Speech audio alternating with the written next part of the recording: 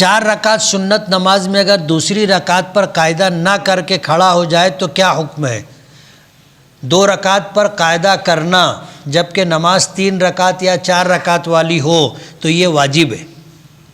اور نماز میں اگر واجب چھوٹ جائے تو سجدہ سہو کرنا پڑے گا۔ اگر ہم نے سجدہ سہو نہیں کیا تو نماز واجب الاعادہ ہوگی، یعنی دوبارہ پڑھنا واجب ہے۔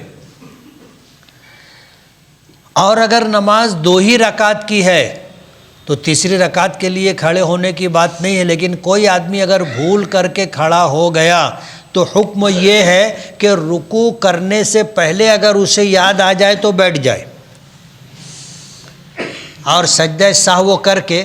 نماز پوری کر لے، اور اگر رکوع کر لیا تو اب نہیں بیٹھ سکتا،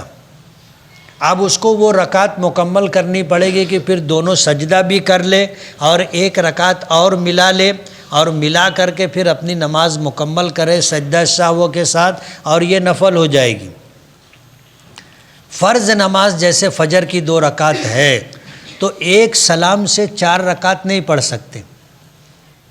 ہم کو نماز دہرانی پڑے گی۔